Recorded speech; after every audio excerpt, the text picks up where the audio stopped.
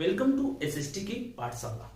और आज हम लोग डिस्कस करने वाले हैं फंडामेंटल राइट्स के बारे में। फंडामेंटल राइट्स क्या होते हैं, फंडामेंटल राइट्स क्यों रिक्वायर्ड है सिटीजन्स के लिए, और कॉन्स्टिट्यूशंस में फंडामेंटल राइट्स के क्या इंपॉर्टेंस है। फंडामेंटल राइट्स आर्टिकल कितना से कितना तक के बीच में डिस्कस है। तो फंडामेंटल राइट्स जो है आर्टिकल 14 से लेकर के आर्टिकल 35 के बीच में। फंडामेंटल राइट्स ही सिटीजन्स के अधिकारों की राइट्स को प्रोटेक्ट करता है। इस फंडामेंटल राइट्स के कारण ही कोई भी सिटीजन फ्रीली रह पाता है या अपने राइट्स को एंजॉय कर पाता है, कोई उसके राइट को अफेक्ट नहीं करता है। फंडामेंटल राइट्स को कॉन्स्टिट्यूशन का कॉन्साइंस करते हैं। कॉन्साइंस मतलब आत्मा,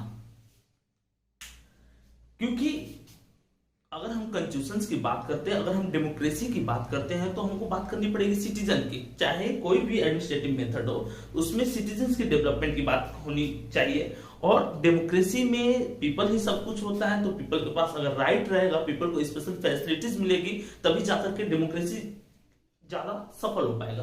और डेमोक्रेसी को सक्सेसफुल बनाने के लिए कॉन्स्टिट्यूशंस की रिक्वायरमेंट होती है। और कॉन्स्टिट्यूशन की जो आत्मा है, कॉन्साइंस है, वो आपकी फंडामेंटल राइट्स है। कुछ एग्जाम्पल के थ्रू हम लोग देखेंगे कि फंडामेंटल राइट्स कौन से फंडामेंटल राइट्स किस किस इश्यूज पे वर्क करते हैं, क्या क्या फंडामेंटल राइट्स है, क्या फंडामेंटल राइट्स किसी पार्टिकुलर नेशंस के लिए होता है या वो पर्सन के लिए होता है। सिटीजन्स और पर्सन यानी कि वर्ल्ड के हर किसी के पास फंडामेंटल राइट्स होगा, या जिस कंट्री की फंडामेंटल राइट्स के बारे में हम बात कर रहे हैं उसके सिटीजन्स के फंडामेंटल राइट्स होते हैं। तो डिस्कस करना स्टार्ट करते हैं हम लोग। फर्स्ट बड़ा राइट टू इक्वालिटी। अगर हम कॉन्स्टिट्यूशन के प्रेम्बल की बात करते हैं तो उसमें इक्वालिटी मतलब समानता। आप किसी भी बेस पे किसी भी पर्सन के साथ डिस्क्रिमिनेशन नहीं कर सकते।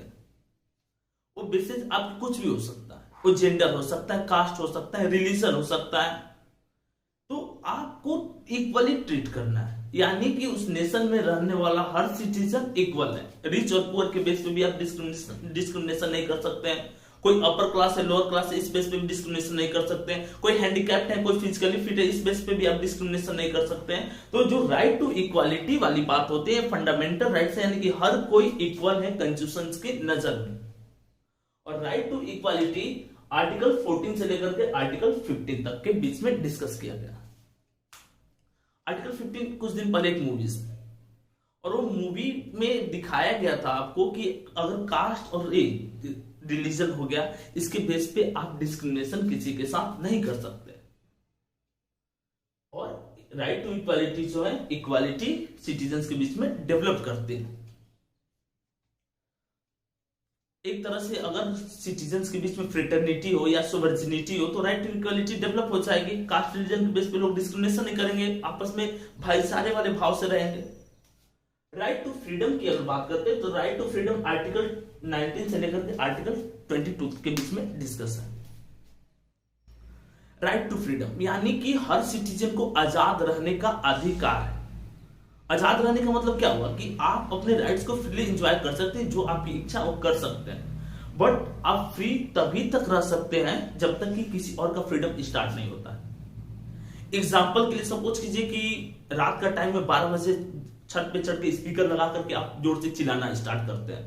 तो अगर कोई आपसे पूछे कि आप क्यों करें, तो मेरे पास फंडामेंटल राइट्स है, मेरे पास राइट टू फ्रीडम है, तो हम कर सकते। तो नहीं, आप अपने फ्रीडम को एंजॉय करते टाइम दूसरे के फ्रीडम को भी माइंड में रखना पड़ेगा। आप किसी और के फ्रीडम को अफेक्ट नहीं कर सकते, प्रभावित नहीं कर सकते। आप रस्सी में पत्थर बांध करके तभी तक घुमा सकते जब तक दूसरे का सर ना आए। दूसरे का सर आ गया, इसका मतलब क्या हो, उसका फंडामेंटल राइट्स वहां से स्टार्ट हो गया। यानी कि हर किसी के फंडामेंटल राइट्स की एक बाउंड्री है, आप उस बाउंड्री को क्रॉस नहीं कर सकते। क्योंकि बहुत सारे लोग जो होते हैं फंडामेंटल राइट का मिसयूज भी करना स्टार्ट कर देते हैं। अगर नेक्स्ट पॉइंट की अगर हम बात करते हैं, राइट अगेंस्ट एक्सप्लॉयटेशंस, ये डिस्कस है आपका आर्टिकल 23 से 24 के बीच में। राइट अगेंस्ट एक्सप्लॉयटेशंस क्या होता है? इसमें जनरली किसी के साथ आप फोर्सफुली वर्क नहीं करा सकते हैं, जैसे कि चाइल्ड लोगों से आप काम नहीं करा सकते। किसी भी हैजार्डस प्लेसेस जो है, कोई केमिकल फैक्ट्रीज है, वहां पे जो 14 ईयर से कम के बच्चे हैं, आप उनसे वर्क नहीं करा सकते हैं। तो राइट अगेंस्ट एक्सप्लॉयटेशन यानी कि बच्चों को इन सब चीजों से दूर रखा गया है कि जब तक बच्चा 14 साल का नहीं हो जाता है तब तक आप उससे कोई काम नहीं करा सकते हैं। और एक कब से कब तक, एक कहां से कहां तक, तो आर्टिकल 23 से 24 के बीच में एक डिस्कशन। और नेक्स्ट हम बात करते हैं right to freedom of religion, यानी कि इंडिया में रहने वाले हर किसी को अपना रिलीजन चूज करने का अधिकार है। कोई आपको फोर्सफुली रिलीजन चूज नहीं करा सकता, आपको जो मन है वो रिलीजन चूज कर सकते हैं। Right to freedom of religion यानी कि रिलीजन के चॉइसेस है आपके पास। क्योंकि इंडिया की अगर बात करते हैं तो इंडिया एक सेकुलर नेशन है। सेकुलर नेशन का मतलब होता है कि किसी पार्टिकुलर रिलीजन को अपना नेशनल रिलीजन नहीं बनाया। अगर कोई नेशन किसी पार्टिकुलर रिलीजन को अपना नेशनल रिलीजन बना देता है तो उसको हम लोग कॉमनल नेशन बोलते हैं, जबकि इंडिया क्या है, एक सेकुलर नेशन है। और ट्रू डेमोक्रेसी के लिए सेकुलरिज्म एक इंपॉर्टेंट फीचर होता है। और इस सेंस में सेकुलरिज्म के रहते हुए आप किसी भी रिलीजन को चूज कर सकते हैं। अब यहाँ पे एक क्वेश्चन रहेगा कि कोई कंट्री डेमोक्रेटिक कंट्री है और वहां पे कॉम्युनलिज्म है, यानी कि वो उसने किसी पार्टिकुलर रिलीजन को नेशनल रिलीजन डिक्लेयर कर दिया, तो क्या आप अपनी चॉइस से किसी भी रिलीजन को चूज कर सकते हैं? तो उस सेंस में होगा कि नहीं, हम अपनी चॉइस से किसी रिलीजन को चूज नहीं कर पाएंगे। और ये आर्टिकल 25 से 28 के बीच में डिस्कस है, ठीक है। कल्चरल एंड एजुकेशनल राइट, हर किसी को पढ़ने का अधिकार है। अपनी संस्कृति, अपनी जो ट्रेडिशंस है उससे रिलेटेड आपके पास राइट है। आर्टिकल 21 बोलता है कि आपको जीने का अधिकार है। और जो कल्चरल एंड एजुकेशनल राइट्स है, यानी कि अपने कल्चर को प्रोटेक्ट करने का, एग्जांपल के लिए कोई ट्राइबल कम्युनिटी है, वो ट्राइबल कम्युनिटी की अपनी लैंग्वेज है, उस लैंग्वेज को बहुत सारे लोग नहीं बोलते हैं, बट उस ट्राइबल कम्युनिटी के पास एक अधिकार है, एक राइट है कि वो अपने लैंग्वेज को प्रिजर्व करे, वो अपने लैंग्वेज को बताए। और हर किसी को पढ़ने का अधिकार है, यानी कि कोई भी गवर्नमेंट अगर कॉलेज है, थोड़ा सा कुछ बातों को हटाएंगे यहाँ पे हम लोग रिजर्वेशन वाले पॉइंट्स को, तो कोई भी गवर्नमेंट कॉलेज है तो वहां पे हर कोई को पढ़ने का अधिकार है, ठीक है। और ये जो right, cultural and educational right की डिस्कशन की बात करते हैं तो ये आर्टिकल 29 से 30 के बीच में डिस्कस है।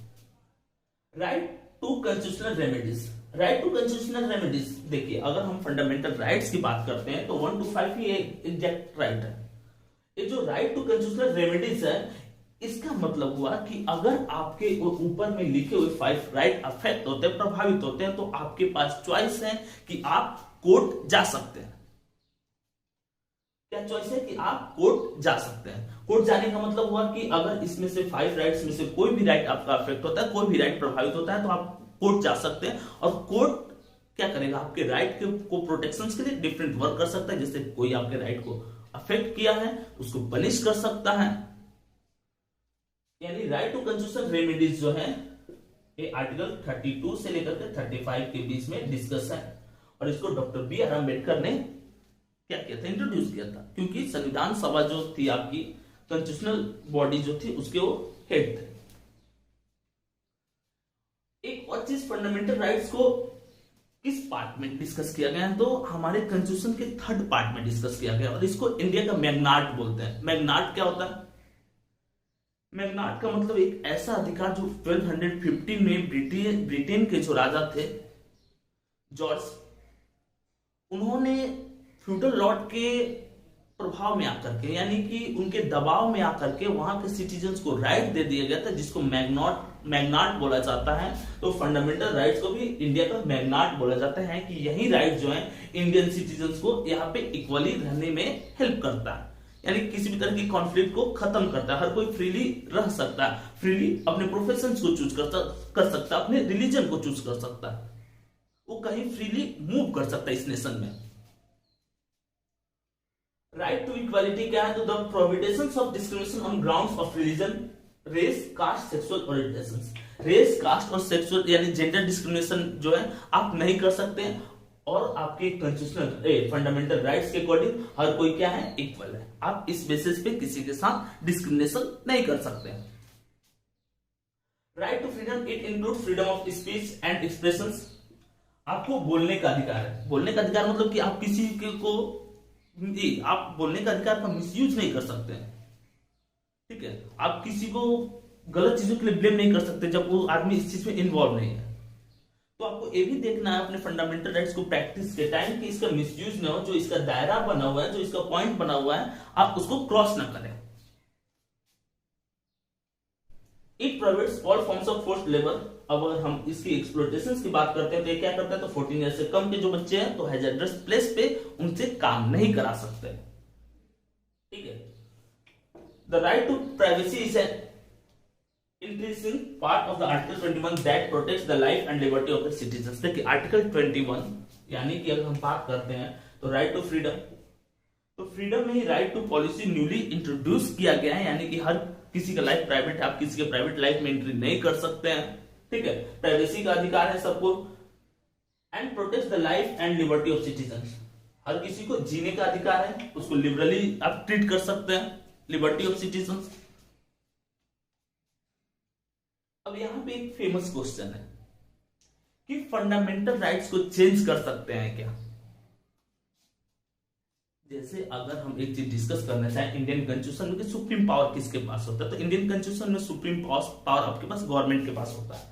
गवर्नमेंट क्या करेगी, अमेंडमेंट कर करके लॉ चेंज कर देगी। लॉ से कोई लॉ को, जैसे कोई भी आपके लॉ है कॉन्स्टिट्यूशन लिखा हो तो उसको विड्रॉ कर सकती है। तो यहाँ पे पॉइंट है, changes fundamental rights require constitutional amendment, यानी कि कॉन्स्टिट्यूशनल अमेंडमेंट करके हम फंडामेंटल राइट्स को चेंज कर सकते हैं। लेकिन इसमें एक फेमस आपका टॉपिक आता है कि वो टॉपिक है केशवानंद भारती वर्सेस केरल गवर्नमेंट।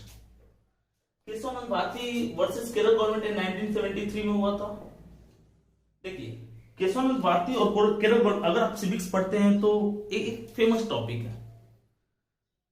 अब यहाँ पे एक क्वेश्चन दिया हुआ है, एक पॉइंट मैंने अभी आपको बताया कि अमेंडमेंट करके हम फंडामेंटल राइट्स को चेंज कर सकते हैं, लेकिन केशवानंद भारती वर्सेस केरल गवर्नमेंट के बाद कोर्ट ने डिसाइड किया कि नहीं, आप फंडामेंटल राइट को चेंज कर सकते हैं, आप किसी भी लॉ को चेंज कर सकते हैं, लेकिन आपको इस बात को माइंड में रखना पड़ेगा कि लॉ चेंज करते टाइम जो बेसिक स्ट्रक्चर्स है आपके कॉन्स्टिट्यूशंस के वो अफेक्ट नहीं होने चाहिए। उसमें केशवानंद भारती को जीत मिलती है, यानी कि बेसिक स्ट्रक्चर्स कॉन्स्टिट्यूशन के जो आउटर पार्ट है उसको आप विड्रॉ कर सकते हैं, लेकिन जो कॉन्स्टिट्यूशन के बेसिक स्ट्रक्चर्स है आप उसको अफेक्ट नहीं कर सकते। ये आपके केशवानंद भारती वर्सेस 90 जो केरल गवर्नमेंट थी 1973 में, उसमें डिसाइड किया गया था इस चीज को।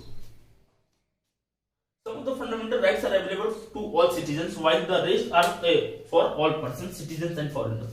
कुछ फंडामेंटल राइट्स जो है हर सिटीजन के लिए होता है, यानी कि इंडिया में रहने वाले लोगों के लिए, और कुछ फंडामेंटल राइट्स पर्सन के लिए होते हैं, यानी आउटसाइडर के लिए, बाहर वाले लोगों के लिए। एक और पॉइंट है